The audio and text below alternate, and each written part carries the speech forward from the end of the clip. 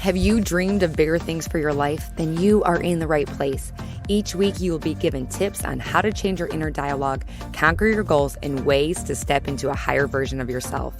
I'm your host, Lauren Kubat. I'm a motivational speaker who hosts personal development events. I'm a sought-after fitness instructor, a wife, and a mom of 2 young boys. I'm obsessed with all things personal development, and I believe anyone can achieve the life they want. Let the Become Your Vision podcast be the inspiration you need to step into greater things. Now let's go.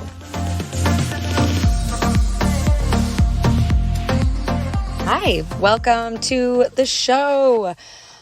I hope you're doing well. I love talking to you because, like I've mentioned before, if you are a regular listener of the podcast, it's like therapy for me. So I'm coming you today to record this intro in my car, and I'll be honest with you. This is day 4 or 5 where I either threw out my back or have a muscle strain, and I am like super frustrated.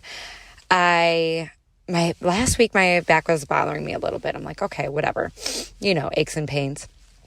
And then after I taught class one of the days, I was bent over and happened to sneeze. And ever since then, my back has been so, sore, but then also shooting pain when I move the wrong way. And my workouts have been affected. And then today, my mental health has been affected because exercise is something that I love to do. It's how I, work through stress. And then when you can't do things full out, it's extremely frustrating. And the topic that we're discussing today is intuitive eating. And it's so bizarre because you would think that in this day and age that we can eat things and make choices for our body based on, what feels good. And unfortunately, that's not always the case. We feel like we have to constantly track and weigh ourselves. And this is something that I struggle with. I'm going to be completely honest, and I still struggle with. If I do have a treat or things like that, thinking about how I can burn it off. And now with an injured back, I feel like I have to be even more intentional about the food that I am consuming so that I don't gain all this weight. And I struggled with myself this morning. So in November, I was like, you're not weighing yourself, Lauren. You're not going to weigh yourself because the scale and I have not had a good relationship, and for years I weighed myself every single day, and my mood would be determined based on what my weight was in the morning. So I took all November off, and it felt good. It felt good not to start my morning based on that. And then December, weighed myself, I think, twice.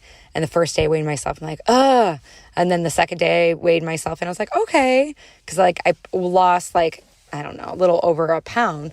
Did I really lose that? No, it was probably water weight and things like that. But I was like, this is so stupid that it has been, it allows, or I'm allowing it to affect my mood as much as I do. So I actually put it in a high place in my closet so I couldn't have access to it. And today I honestly struggled with throwing out my back and my workouts being suffered. I was like, well, how much weight have you gained? And I was torn. I was fighting myself. Do you weigh yourself? Do you not? I ended up not weighing myself.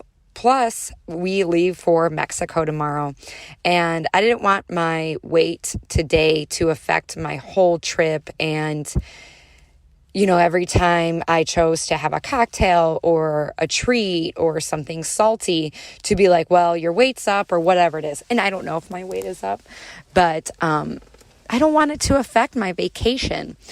So if you are feeling like this, it's something I'm still working on, and hopefully you feel not so alone. It's definitely not something that I'm proud of by any means. And I'm just coming to you at a very vulnerable, like frustrating state. And is it the end of the world? No. And in the grand scheme of things, it is so silly. And this is something that I preach in my classes. I'm a group fitness instructor, not to put your weight or your jean size on like this pedestal and let it define you. And I preach it so much, it's because I also need to hear it myself. So I hope you get so much information from this episode. It is simple, but it's also like, it makes you think. So intuitive eating, basically like the anti-diet. And if you love this show, one of the best gifts you can give to me is to leave a review on Apple Podcasts. If you don't know how to leave a review on Apple Podcasts, just Google it. But that is it's just so nice, especially for my ego, reading these reviews and watching the number go up. It helps rank higher on Apple Podcasts and get this podcast out into the world even more. And I appreciate you. Okay, enjoy. Hi guys, welcome back to the show. I am super excited to be talking about intuitive eating today. Maybe this is a concept you haven't heard before, or maybe you have and you don't really understand what it is. I have a guest. Her name is Sumner Brooks, and she is going to tell us all about what intuitive eating is. And Sumner is a parent, a registered dietitian, nutritionist, and certified eating disorder specialist based in Portland, Oregon, who has been working with clients on all levels of disordered eating spectrum for 15 years. She is the co-author of the new book, How to Raise an Intuitive Eater, Raising the Next Generation with Food and Body Confidence, releasing January 4th, 2022. Sumner is a mom and has put her knowledge, intuition, and parenting skills of intuitive eating to the test of real life. She's also the founder of an online training platform for weight-inclusive eating disorder professionals geared toward dietitians called EDRD Pro. Sumner is passionate about weight-inclusive care and empowering people to say no to diet culture. Welcome to the show, Sumner. Hey, thanks, Lauren. I'm really happy to be here with you.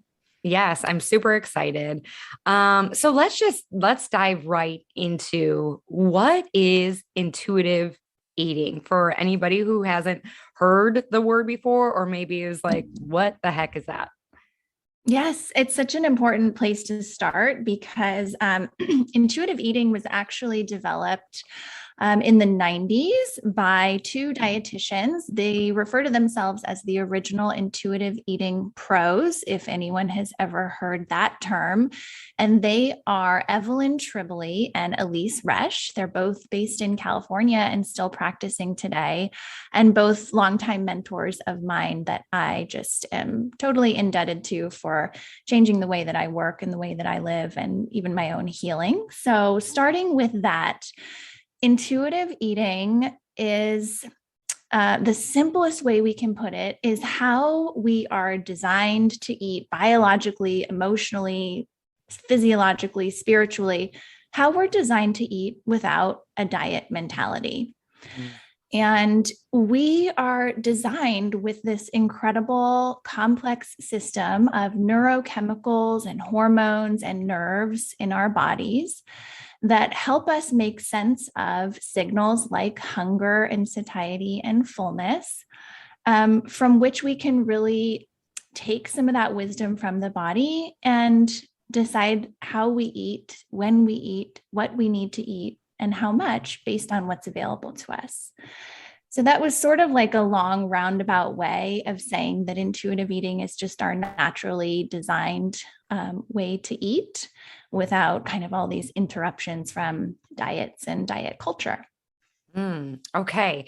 So when do you think like all these interruptions have happened? Because I feel, especially in the fitness world, it's almost, the next fad, the next diet, people want to jump on because they want to see results. When do you think we like strayed away, that was my mic, from listening to the cues of our body? Yeah. I think it's a little bit different for everyone, but overall, we can notice that in Western culture, where we have a lot of emphasis on appearance and weight management, um, we actually are strayed off of our natural intuitive eating cues pretty early on. And for a lot of people, that happens around the time of introduction to solid foods from breast milk or formula. And it has to do not at all with blaming parents or caregivers, but more of just like culturally, this is how we have become conditioned to think about feeding and eating, is that we need to control our eating, manage our weight, utilize a lot of self-control around pleasure and appetite. And those are things that have really been passed down now for many generations. So it's hard for a lot of people to identify sort of like when that rift really started for them. For many of it's just was passed down to us, and we were conditioned into thinking this way about food and body from a very young age. There's a lot of studies that have been done on intuitive eating and even childhood feeding. And so we're able to look at the science and notice that for people who are fortunate enough to be raised or grow up in a home or in a setting where there's not a lot of diet influence or not a lot of worry about weight and like quote health, that people remain on this sort of steady track of just normal growth and development without any need to have this external emphasis on like controlling food and calories and weight management. So we are around, this is just recording this the Monday after Thanksgiving. We're gearing up for Christmas. This is a time of year of indulging and, all the cookies and things like that. How can we enjoy without feeling like we've just binged on cookies and not just in this time of year, but in general, following those, hunger cues that our body's telling us? Yeah, it's a great question. So now is a time of year when people tend to maybe lean more on the side of the dieting continuum that might feel like they have a lot more worry about what they're eating. They might feel more guilt or shame because there may be certain foods around this time of year that during other times they're really not that exposed to. So what we see right now is kind of this amplified stress around food and body because there are special foods around. And so if someone listening is noticing that they are having more, disturbance with their eating at this time of year, it's really more of a kind of just a sign of how much they might be dieting or restricting or controlling their eating at other times of the year. And that certain settings around the holidays kind of show us like how hard that is to do or how restricted we might really be feeling. So it's unfortunately not something that we can just make a decision and necessarily stop doing or just, feel better overnight. It's really a process of wanting to and having patience around healing your relationship with food if you're having some stress around it. So so let's get into like the basics of, let's say I have a listener and they track every single thing and they feel like if they're not super militant about tracking their food, that they are out of control and are basically eating everything and anything in sight. And then they're left just feeling not good, not good in their body. How can we start incorporating ways of following what our body is trying to tell us? So the stress that you're describing there for someone, Many people think that the problem is in the eating. So the quote, overeating that they're doing. And what I would encourage a person who is identifying with this to think about is it possible that the problem is actually in the deprivation and the restriction? That is it possible that they could start to see that their desire to eat a lot or eat fast or eat certain foods that are higher in certain nutrients or ingredients, is it possible that that is a very biologically healthy survival response that our bodies have in response to deprivation, particularly chronic long-term deprivation like many dieters live with? So what people tend to feel and think and experience is that they are out of control or that they can't be trusted with these foods. And really the beginning stages of the healing process are to help someone understand that this is not something that indicates that they're broken or that there's something wrong with them, or that feels very hopeless. And this is all clouded in shame for many people, especially for someone who identifies as being someone who is health oriented or fitness oriented. And so that shame layers on top of the discomfort of the eating experience. And we forget, or it's easy to not understand, that the problem is actually in the dieting and the restriction, and that the responses that are uncomfortable for people are actually the healthy body response to deprivation. So we want to take those beginning steps in the areas around exploring less restriction, having more permission, and really thinking about that area first. Okay. So less restriction and more permission. How do you start to adapt that way of thinking when, tracking and weighing yourself is so ingrained into your mentality? So if you had a client, what would be your approach to listening, giving yourself permission to enjoy? Yeah. So my approach would be, and there's not just one right way. I think, people take a lot of different routes to healing. So I don't want to at all make it sound like there's one perfect way or one answer, but one place to start. And usually this is the place where people are when they find me and, we're sitting one-to-one or having that session, is that it's become so problematic. So something about what's happening for them is really, it's causing more harm than benefit by the time somebody is ready and wanting to heal. Sometimes we call that diet rock bottom. And so a person could spend some time thinking about, what is it that's really bothering me about this? And kind of locking onto like what we just talked about a few minutes ago is, if I want to feel better, or if I want to feel more at peace with food, am I willing to accept that I need to stop fighting with my body? Because that's really what restriction and deprivation kind of is in summary, is that like you're constantly in battle between your appetite and your physiological needs for food and energy and your diet thoughts. So when a person hits diet rock bottom, it's no longer feeling good. All of this rigid counting and obsessing is no longer helping them feel more positive, more joyful, more alive. They need to realize, okay, if I want to move forward into healing, can I accept that I need to work with my body and not be fighting it so much? It's because I think that recognizing some of this truth can help people with that acceptance piece, that what we're not saying is just accept that you are, going to want to eat certain foods, or just accept that at the holiday time, you're going to feel out of control with cookies.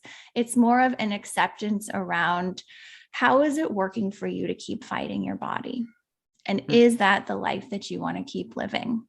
Or is there a way that you can move forward and partner with food and partner with your body? And by doing that, we need to start listening and paying attention. Do you feel like as like a whole, we kind of just have stopped listening to what our body is telling us and going for, foods that are labeled as healthy and just avoiding foods or restricting foods that are labeled as, I guess bad. We use the word bad all the time still when it comes to food. And I definitely am trying to, instill into listeners that it's not bad. It's a treat. You're meant to enjoy, because it has that negative connotation around when you use the word bad, like that makes you a bad person, when you're just, it's offering a different type of, enjoyment, just like a roller coaster or whatever, shopping, whatever it is. But do you see this in your work, that it's just kind of like this whole of like, almost like backpedaling, and like, it's almost, like swimming upstream and trying to change the mindset when it comes to food? Oh, absolutely. I mean, as a whole, yes, our culture is totally, completely entrenched in dieting. And even for people who don't consider themselves dieters, it really is the default way of thinking now about food. I mean, it's even sadly the way a lot of nutrition lessons in schools are taught, in this sort of good, bad binary, like that there's good foods and that there's bad foods. And, I think for people who are newer to thinking about this, it's not really even about who's right and who's wrong. Are there good foods and are there bad foods? And sitting around having an argument about that, right, could take days and weeks and years. But rather, I encourage people to think about it from their own personal perspective. How is it working for me? How is it working for me to feel bad about eating certain things that I want to eat, or to feeling like I have to work something off or punish myself for doing something? And how is it working for me to, maybe if they're a parent, to be sending these messages to my kids that they should feel bad or guilty or shamed? We send all of these mixed messages to kids, but really it's the world that we're living in, right? We celebrate someone's birthday with a cake, and then we feel bad for eating it, right? Oh, so it's totally. like we are just living inside of these just constant conflict when it comes to food. So the term having peace with food is really kind of right on, I think, because it doesn't feel good for people to live inside of that conflict. It takes a lot away from us. It takes a lot out of our cup every day. It takes a lot of energy, time, money. And then not to mention that, this huge diet industrial complex that is just here to make money off of of us feeling like we're not good enough, is really like a distraction, right, from what's important in our lives. So I'm not saying that it's not helpful for someone to like desire to feel good, right? Or to be strong in their body or to take care of themselves at all. But it's once we start realizing how much of ourselves we're giving away to dieting and what that's costing us, that people can really begin to see and question, right? Question. And by questioning, I'm going back to what you were saying with the bad, like feeling bad for eating something, when there's a totally different way of looking at it, which is being curious. How does that feel for me? How much of that did I really want? How's this tasting? How would it feel for me to keep going? How would it feel for me to stop here? So we can leave judgment off to the side with intuitive eating, and we can go into our eating experiences with curiosity. Hey, before we continue with the show, I want to talk to you about something that you might not think about too often, but it is vital in keeping you and your family safe, and that's insurance. In today's hectic world, we women have so many roles and things on our plate. Our to-do list seems to get longer and longer. Rachel Davenport, the principal agent at LH Griffith and Company, understands because she is a wife and mother herself. Rachel can assist you with all of your insurance needs, whether it is trying to find the best deals on auto insurance, helping select the most appropriate home insurance coverage, or helping you protect your family with health, and life insurance. Rachel does it all. We know what a headache it can be to select the best insurance. So to save yourself precious time and energy, give Rachel Davenport a call today for all your insurance needs. Her number is 864-828-0579. That's 864-828-0579. Or find her on Facebook at Rachel Sells Insurance. All her information is in the show notes. Okay, back to the show.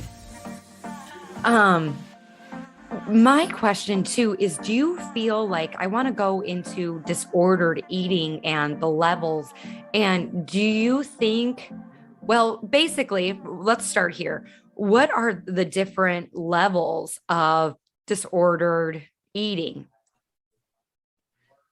Sure.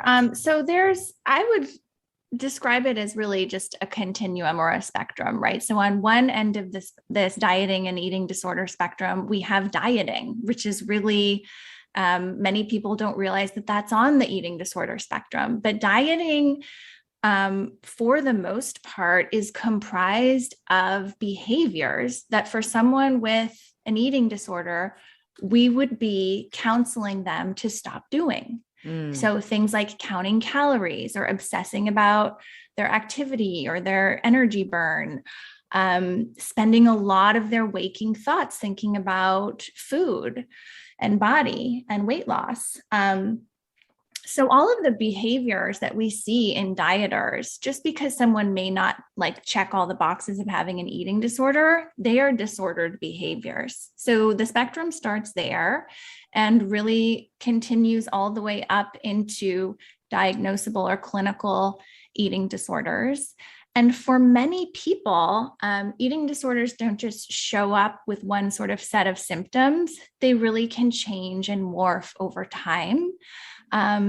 Many people experiencing an eating disorder in the context of coping mechanisms. And so depending on what's happening in someone's life, they may be experiencing, more severe or less severe expression of these behaviors. But I would, at the top of that spectrum, dieting on one end and eating disorders on the other, we'd have like clinical and severe and enduring eating disorders. So there's not necessarily a whole lot of like technical levels of disordered eating, but you'll hear a term called orthorexia, which is more of an obsession and preoccupation with kind of eating certain foods for the quality or the health quality of the food, and not so much about a focus on a weight control or weight. So, and I think I've heard of this term in the last couple of years, and I feel like there are many people that can relate to that one, is, the number of nutrient foods you're getting. But also going back to what you said. So like tracking your workout on your iPhone and then weighing yourself every day, and then tracking your calories on, MyFitnessPal. And I don't know if I mentioned weighing yourself or measuring out the certain number of almonds that you have. Would that all be considered on, when does those data points that I just given you, when does that, is there I guess, what is the word I'm looking for? Like a line that you cross there, like, okay, this needs to be, you need some help for this. Or is it? Well, it's just different for everyone. So what could feel like a very kind of routine, unproblematic behavior of counting calories and meal planning for one person could be really detrimental for another person, but it may look really much the same from the outside perspective. So an eating disorder is really, when we look holistically at an eating disorder, it's their mind state. So how distressed is someone around food and body? What is it keeping them from doing otherwise? So what are the costs to this person? And then, of course, we also have physical and medical signs and symptoms and problems that come from restricting or purging and other behaviors. an important thing to note about eating disorders and disordered eating is you can never, look at someone and know whether or not they have a severe eating disorder or a problem, because the same medical problems, the same concerns, the same level of severity can, of course, look very different on the outside. So yet there's this, physical kind of examination and medical assessment piece, but then there's also like the well-being and the social, emotional, and psychological well-being that all comes into play to really determine, how much is this person struggling? And I think what's happened in our society is it's very normal to struggle on a pretty high level with food and body. Is it normal? No, but is it normalized? Yes.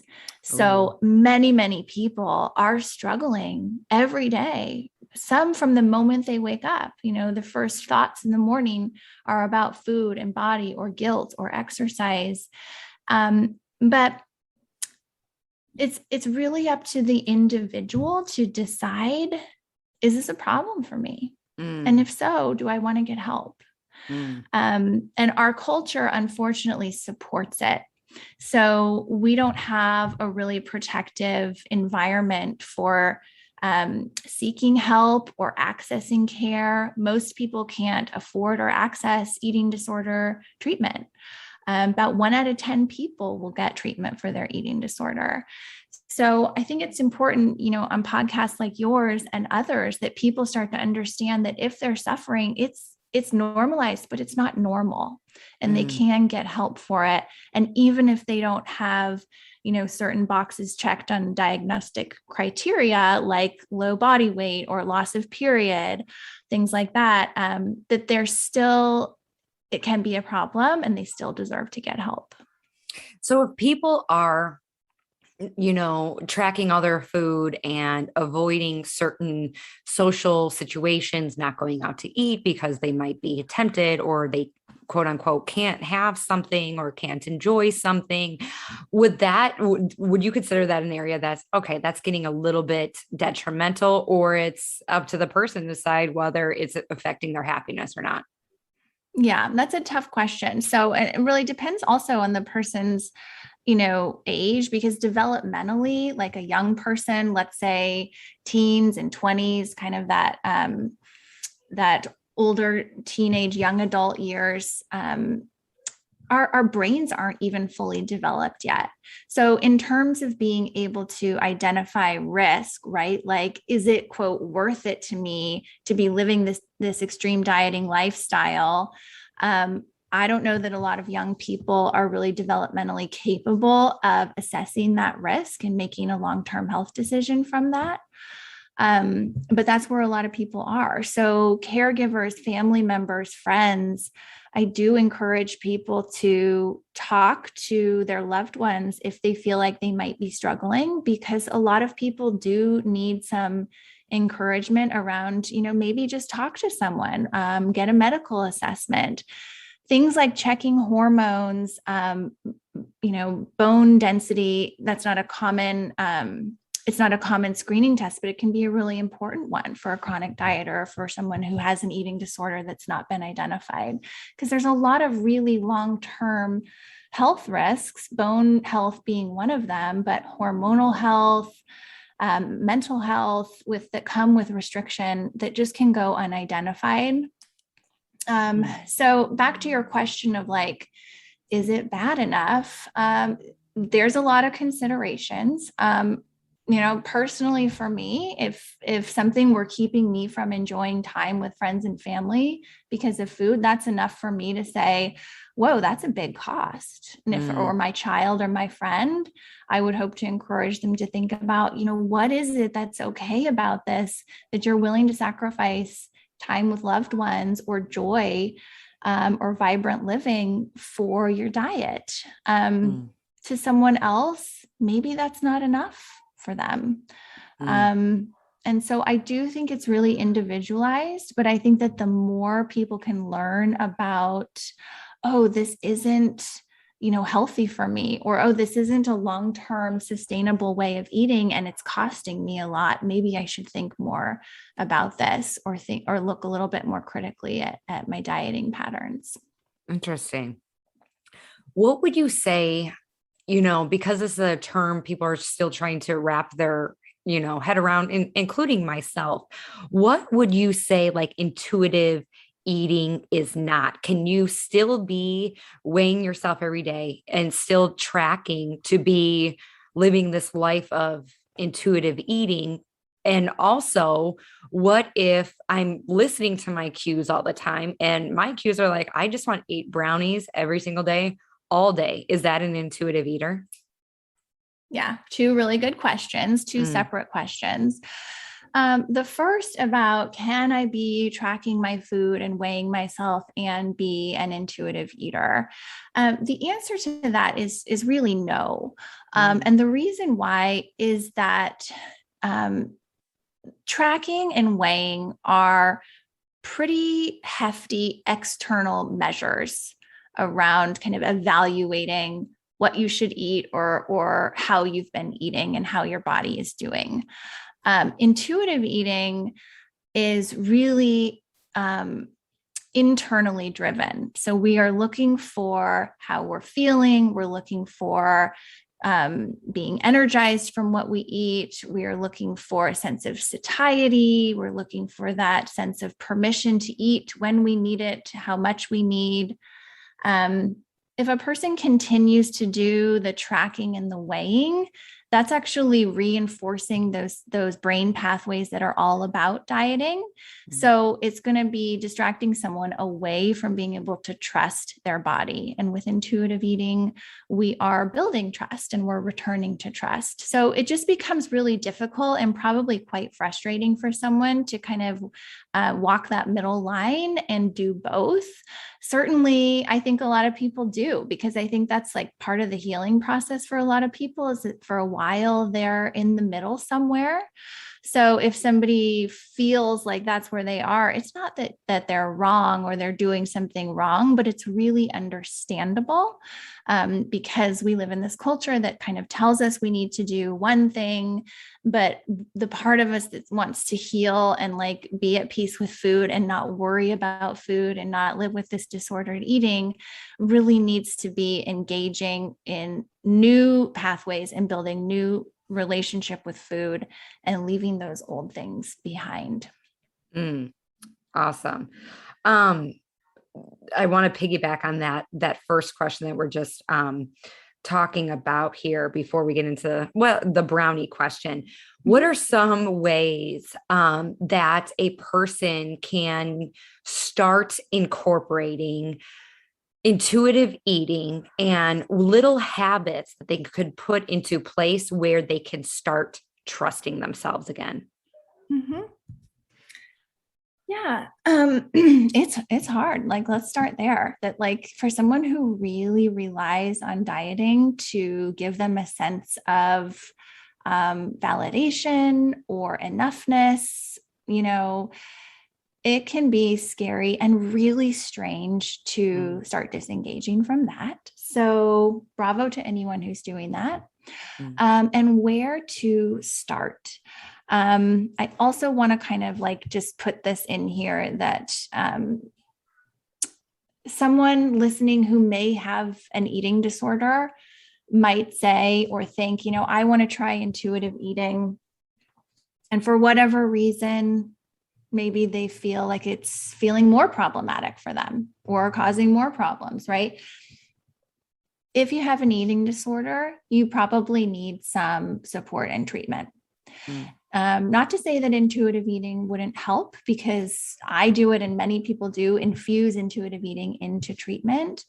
But this goes back to just how many people are really struggling and might not even really recognize it. So I just want to say that like, if somebody tries intuitive eating and they say, oh, it made things worse, or I didn't feel good, or any kind of reaction or response. How would it make it worse, would you say? Or what have you seen? Well, sometimes, for example, if someone thinks, well, I'm going to try giving myself permission to eat, and they may experience a lot of binge eating, for Yeah. example. And then they might have a thought that says, see, I can't do this. I can never give myself permission to eat because I just can't control myself. So that's actually a pretty common thought that people have who don't necessarily have support or tools to really guide them in this healing process. But that would be an example of someone having like a reaction to the permission and then feeling like they feel worse. Okay. Mm-hmm. So as far as where to start, I start with people with tuning in. So many times people are eating in a way that, especially if they're tracking or counting things, they're really focused like on they've predetermined how much they're going to eat or how much they're allowed to eat. And so they eat it and then they stop when that's gone. And that would be, eating for these external predetermined amounts. So we want to start tuning in by, like I said earlier, being curious, being an investigator during the eating experience. So how is this tasting? How hungry am I? How's it feeling for me to keep eating? What would happen if I slowed down? So just asking yourself questions during the eating experience that help you tune in a little bit. And for many people, that's pretty eye-opening because they start to realize, oh my gosh, like I am getting some feedback while I'm eating. If I can get out of my head a little bit and into my body, I really can feel when the right stopping point is, for example. Okay. So that's one place to start. Another place to start is really deciding to consciously try to disengage from dieting. So stopping taking in content, let's say on social media, or reading things, or talking about dieting, or dieting with other people, or going to like a diet meeting or a Weight Watchers meeting or things like that. So consciously deciding that that's no longer the path that you want to be on, and start aligning yourself more with communities or people or support groups that are more geared towards intuitive eating and anti-diet living. Because that can be a huge influence. We're greatly influenced by who we're around and who we engage with. And so I think that people need a lot on the support end of that. Interesting.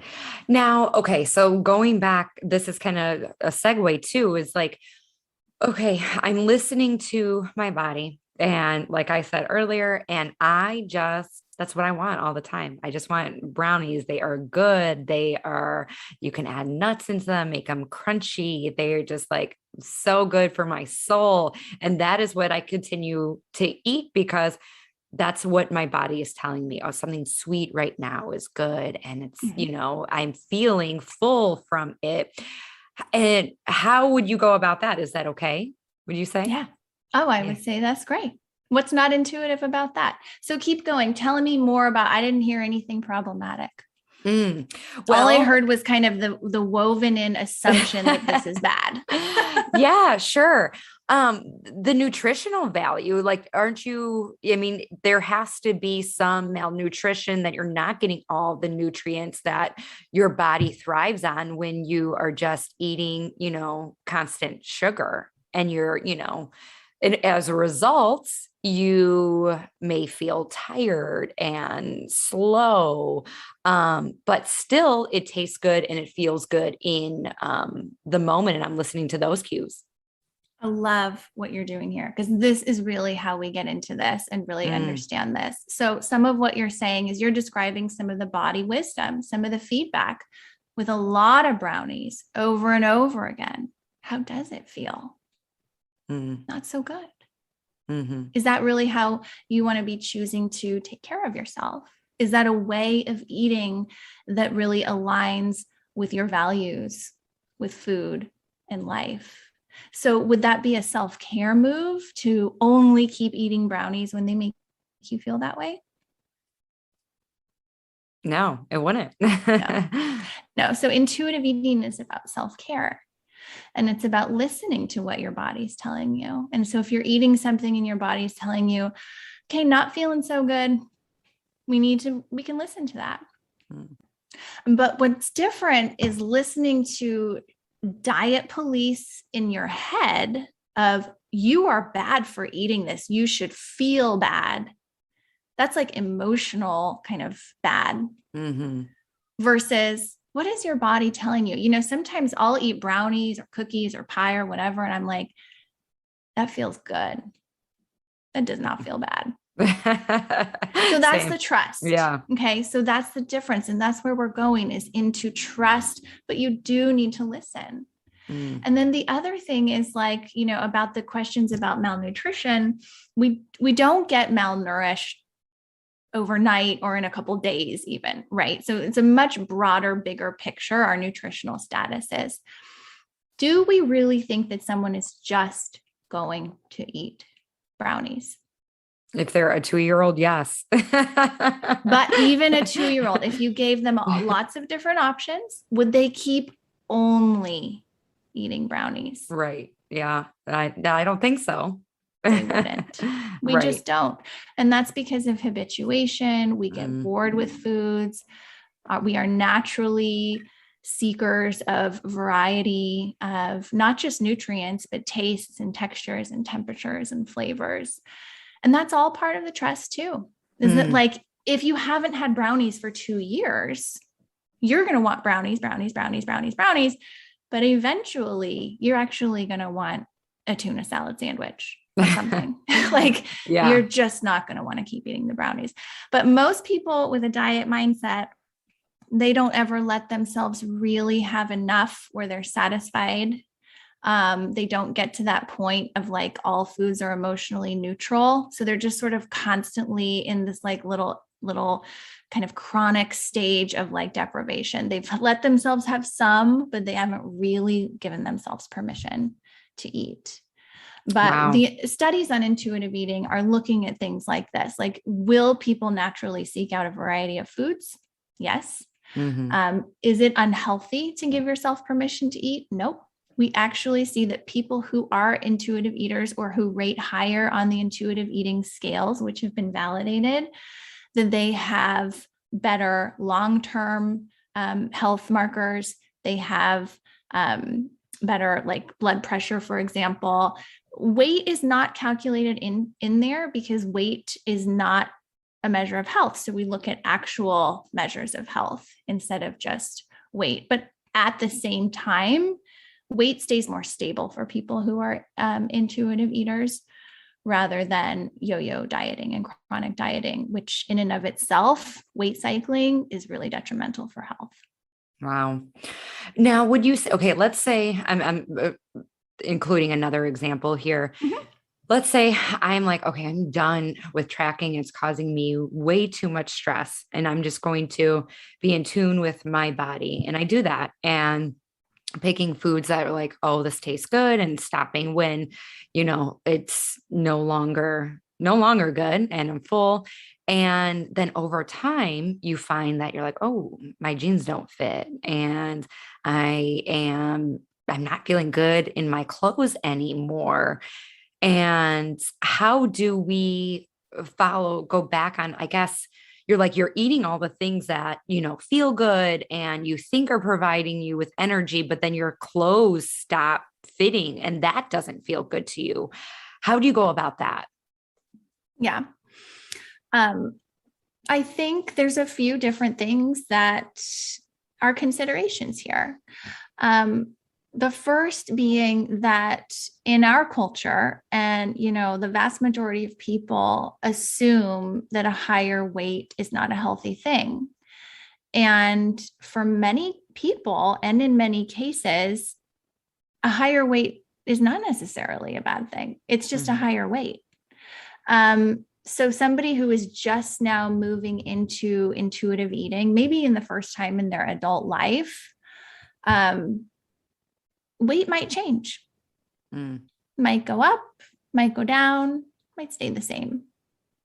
So it's when we attach some kind of judgment to this weight change where people might think something's wrong. And we have to realize that that's also part of the conditioning, is that we are conditioned to think that an increase in weight is an unhealthy sign. And when in fact, in a lot of cases, it's the opposite, that they might be the healthiest they've ever been. by not Wow. dieting anymore. So, body weight does not dictate a person's health. Like just the way that a high weight doesn't dictate, that someone is unhealthy, it also doesn't dictate that they're healthy. Right. So we need to be just kind of really pushing aside weight altogether.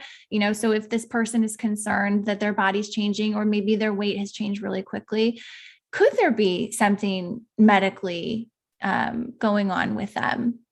Yeah, there could be. So I don't ever want anyone to feel like they need to ignore their changing body or avoid it, but we just want to stop making assumptions. Right. And we want to stop like demonizing that a bigger body is a bad body. Sometimes we just need new clothes. Yeah. And yes. Yeah. And I think we have a ways to go with this one, because people are still praised when, you lose weight, like, oh my gosh, you're like, that's amazing. And you look so good and all those things. And, I definitely like to be complimented on, if somebody notices I'm getting stronger, or, the way my body looks. And we've attached this to, we are more worthy and we're doing better if we get those sort of compliments. And it's detaching ourselves from, anybody else's opinion and, other than our own. And going back to what we've been discussing now, if somebody has some health concern, whether it's maybe like diabetes, and they have to track, would they be considered an intuitive eater? That's also a great question. So diabetes is a medical condition, right? Where we do know that there are different parameters for different people. Like just for example, on how many carbohydrates their body can healthfully tolerate at one time. Intuitive eating can certainly fit in with a medically necessary diet. It's just not necessarily going to look exactly the same for each person. So there's a lot of pieces of intuitive eating that still remain really important. For example, letting go of the diet mentality, right? Letting go of the importance that the scale plays in their life, having permission to eat. So many people who have some kind of a medical diet that they do need to follow, well, what I'm going to ask you, what do you notice about people who say, oh, well, my doctor told me I have to, eat less sodium or can't have carbs? What are some things that you might notice of people who have these restrictions on their diets? Anything come up? The attachment to it, it's like, okay, I feel like over tracking potentially, or listening to somebody else rather than ourselves. And then also just being in this kind of, world a little bit, is realizing that, a doctor is also a person, and they don't know, they might not know your body better than you. And that's usually the case, in my opinion. Great points. Okay. Those are great points. Yeah. And I'll just add on to those, because those are actually really important. But adding on to that, how many people get stuck in I'm being good or I'm being bad? Right. Today I'm being good. Today I'm being bad. I got to get back on the diet tomorrow. So it actually like really pushes people into this good and bad thinking on and off. And with the condition like diabetes, it can often worsen what's a person's health, feeling like they need to, restrict all fruits and carbs and sugars. And then the holidays come and they feel very out of control, or they're binging, or they're just totally decided they're not even monitoring their blood sugar because they're, quote, eating so bad, and they're going to start again in a week. So we notice a lot of these, like the big swings back and forth between being good and being bad when people feel like they have to follow these medical diets.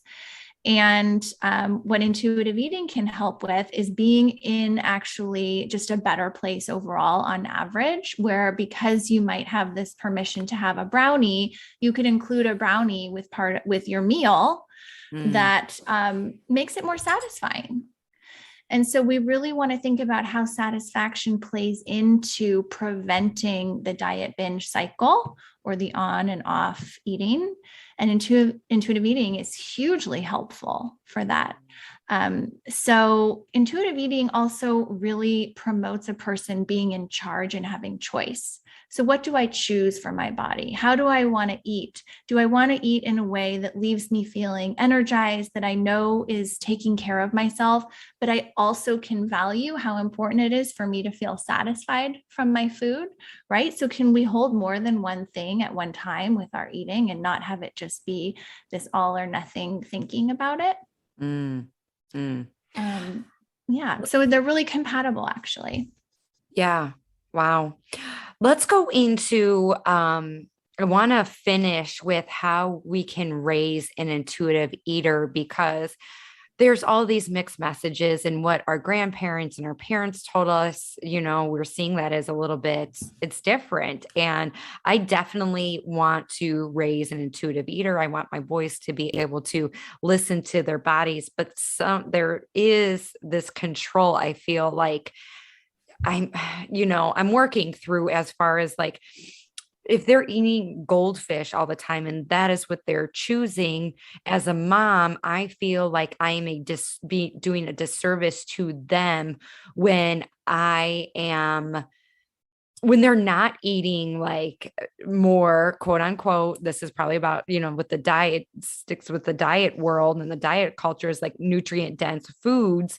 But I know if they are continuing to choose goldfish and chicken nuggets and the things that are highly processed all the time, I know that it can lead to mood swings and more tantrums and crankiness, whatever it is. And so I kind of take on the stress of like, they're not getting enough nutrients. How can we as parents lessen up on that mentality? Mm-hmm.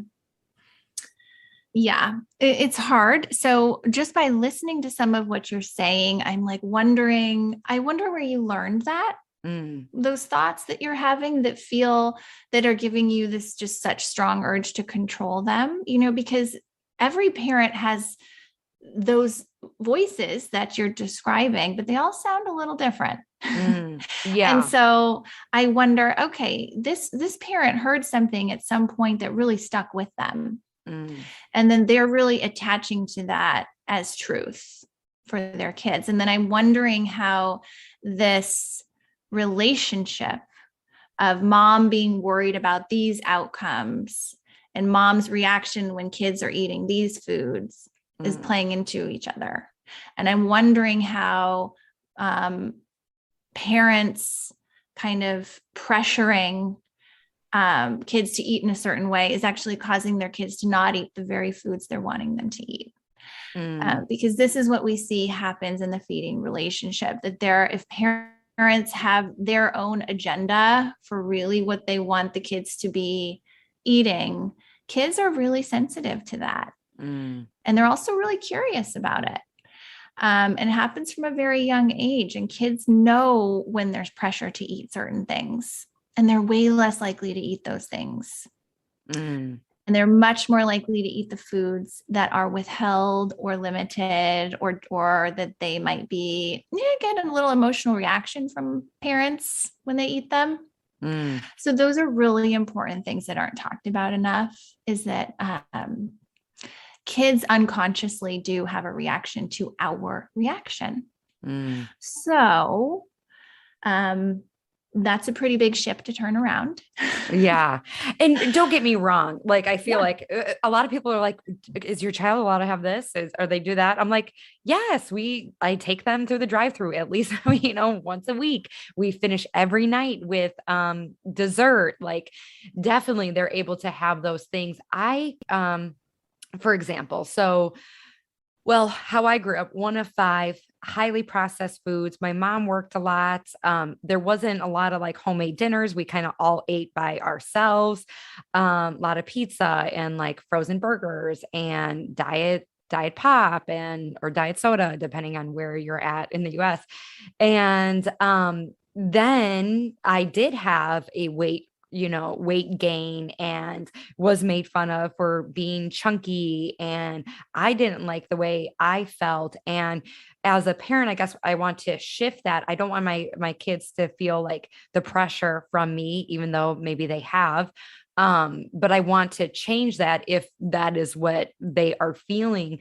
But offering them more variety of foods that you know, aren't, as highly processed. And I think one of the best ways that I do that is leading by example. Like, I'm like, I crave, I do like salads. I like the crunch. I like how they taste. I like how I feel afterwards, and all of those things. And then my boys will see me eating salad and would, like those things. But for example, my 5-year-old, I feel like he can constantly eat all day, every day, is constantly, when he is bored, he'll go to the pantry and, just be snacking all day. And as a parent, I don't think that is the best habit to create, is every time you're bored, you eat. So what's your opinion on that? Because I don't want my boys to have this disordered way of eating. Yeah, great questions. And thanks so much for, sharing that, of your own vulnerable history, because that's what we all carry with us, right? Is our own story. And that is a big influence, right, in how we end up developing our values and what we feel like is important with feeding our kids. And so there's nothing wrong with that. Nothing wrong with wanting your kids to have variety and wanting to have, all the nourishing foods that you want for them. I think that we can recognize that all kids are really different eaters, right? So I don't know if your two kids are different in the way that they express preferences. Mine Totally. Certainly are. Mine are very, very different. Same house, different food preferences. So we got to start there, that there's a little bit of a different blueprint for everyone. What you are describing with your son is that you are a little concerned, it sounds like, that he's eating in the absence of hunger, that he's eating for reasons other than being hunger.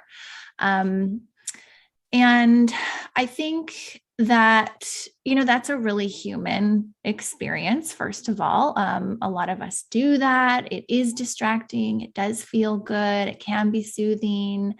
And so for a parent, I would encourage them to start being curious about this behavior.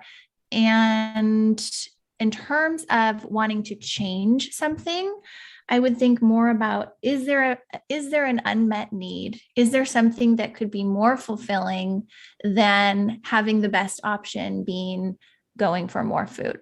Rather than, trying to talk to this child about, like, it's not good to eat now, or you shouldn't eat now, or having it be about them and their individual kind of choice, or that they're not allowed to eat, but more really seeing them for what's going on and noticing what can I do to either help with some of the structure around, making sure they're getting enough to eat at that meal before, and then what is coming in between these meals for them, and why might they feel that what they need to do is eat more? Because in some cases, kids can get hungry pretty often, right? So we don't want to ignore the fact that there could be certainly a child who is hungry between meals.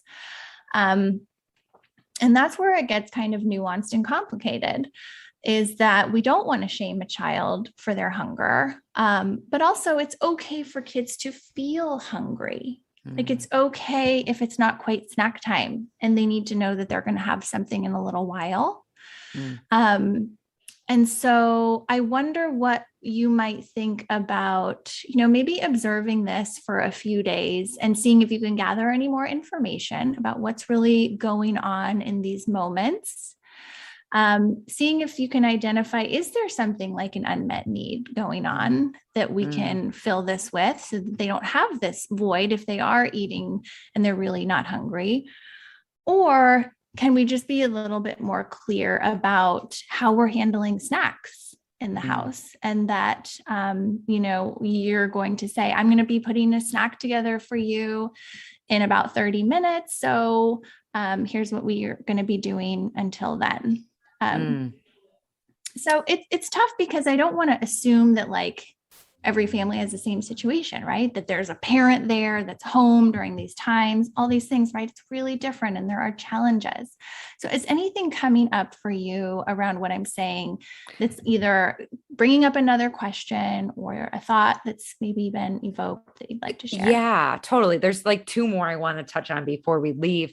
Okay. So for my one son and I don't like to use these labels. I try not to use them in front of them, or like my husband and I will discuss, but I don't want my kids to know this is like, yes, the older one is a little bit more experimental as far as foods than the younger one. He would be labeled, 10 years ago, whatever, as a picky eater. He doesn't experiment as much. I think texture has always been his thing since he was a baby, even with like formula and things like that. But I don't want to put that on him because then I don't want him to feel like he's, no, I'm a picky eater. I don't eat that. I never liked that. And so I'm not going to like that now. So I try not to use those words around them. My older son if I feel like if he's not stimulated, he does get bored. He's very, very active. So I feel like, he's constantly, if he's not, because when he's busy, when he's outside playing, he's not thinking about snack. But if he's like, if it's a chill day and we are watching, more TV than usual or whatever, it's like he wants to snack more, which I think is that's human nature, right? Because I think about me, I'm like, oh, I want a snack. I'm not doing anything. I'm going to sit around. I'm almost afraid to say it because I almost feel like it is wrong. We got to a point where the boys were constantly in the pantry and they're taking out snacks all the time. They're not waiting for dinner and they climbing up the pantry and all the things. So we did have to put a lock on it. I'm wondering if that is going to lead to like disordered eating, because I never want them to feel like food is bad and that's why there's a lock on the door. It wasn't about that. It was more about the habit of we're just going to be constantly eating all the time and we're not waiting to the appropriate time to eat our meals, and it's kind of like a free for all. So please don't tell me I'm a terrible parent for that. You are not a terrible parent. I mean, I can tell how much you care about your kids. Yeah. And I can hear, in your tone and in you telling the story, like what your intent was and why you felt like that might be a helpful thing to do. And let's just know that every single one of us, we try things out, right? As parents, we don't know all of the answers. Hope this works. We just do things. So without me being kind of like the judge here, sometimes I will have a parent think about how it would feel for them if they were experiencing something. So like, for example, one partner might say to their other partner, are you really going to have like that whole bowl of ice cream? Oh, yeah. And then they think that they're just being like, oh, not mean or anything, not critical. They're just asking, are you really going to have that whole bowl of ice cream? And then the other partner might feel like that was an incredibly judgmental kind of comment to make about how much ice cream they wanted to eat. And I wonder, and so that partner who's having the ice cream, they might actually start to feel policed, right, around their eating. And they may feel like they need to hide their ice cream until their partner goes to bed and just eat it in peace alone without judgment.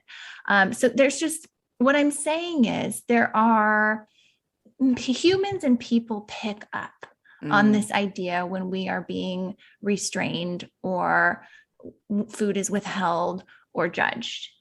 And I think that in many cases, putting a lock on a pantry could be a message to your kids that there's no access here. There's not unlimited permission. You can't always eat when you're hungry. So I'm never going to be the expert of your house, but I do Mm, think that you could think about, how is that working? Have your kids made any comments?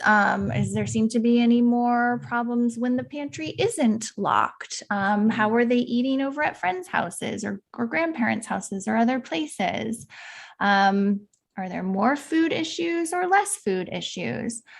Um, I often hear about kids hiding food like in certain rooms or wrappers under the couch or climbing the pantry. And more often than not, it really is a response to some level of deprivation. So they mm, are hiding this food or they are doing this thing because they feel like they can't ask for help getting it down, or because they feel like they'll be in trouble if they mm, eat. So sometimes we just unintentionally send messages that we really didn't mean to send. mm.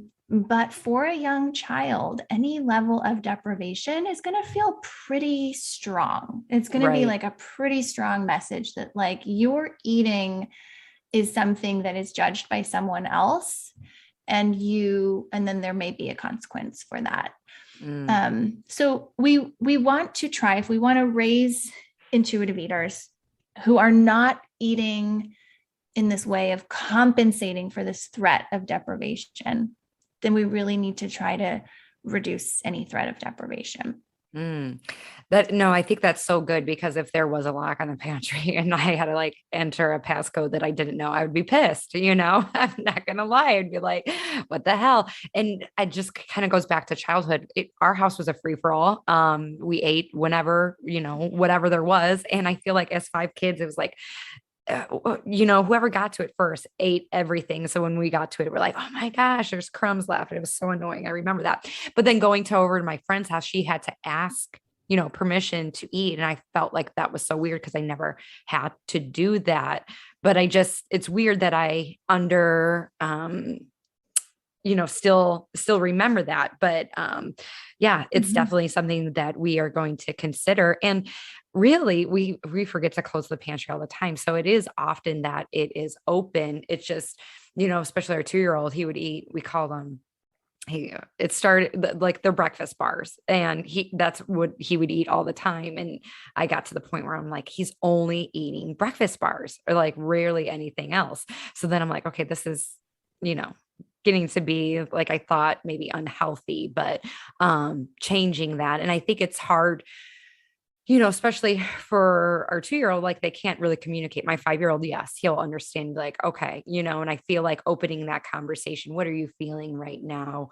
And why, are you actually hungry, or do you feel like doing something else, but you're wanting to eat instead, or whatever it is. But I think that was great to bring I up. just Great have a advice. couple thoughts because I don't want to leave it too open, because I mean, Yeah, it's such a big topic. yeah, But yeah. one of the whole keys in our model, in our book, How to Raise an Intuitive Eater, is about flexibility and structure, Mm, so that parents have this great opportunity. And it's really important for young kids who rely on us for everything, especially for food.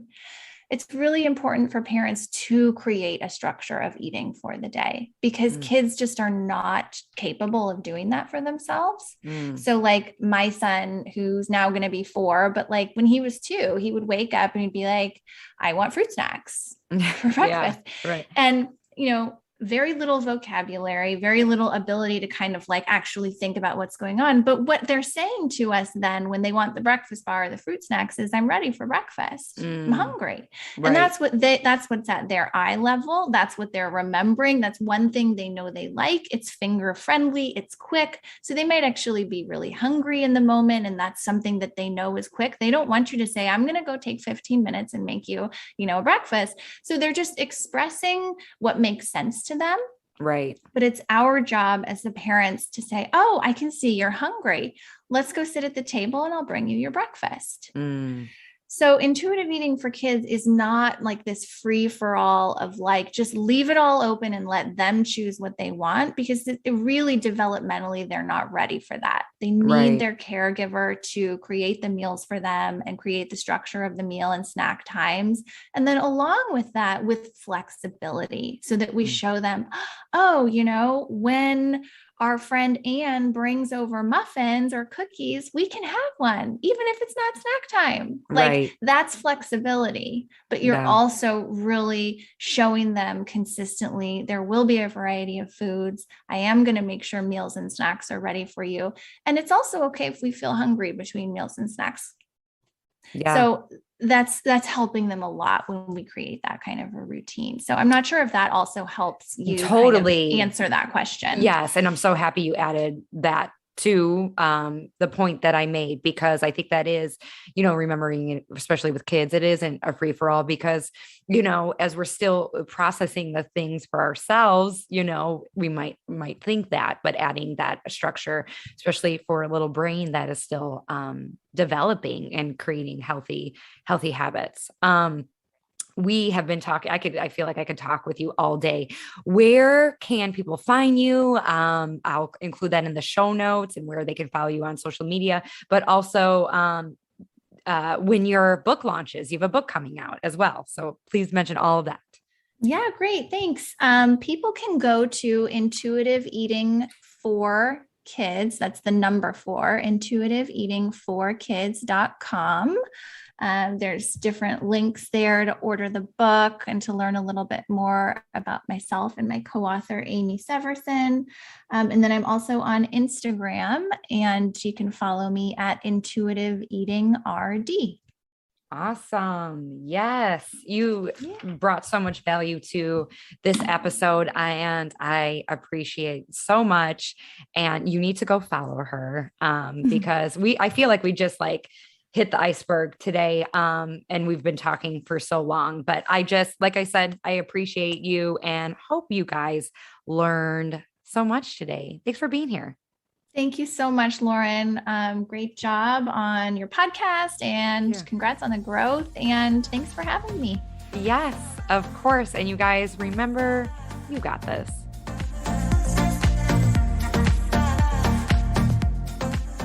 Thank you so much for tuning in today.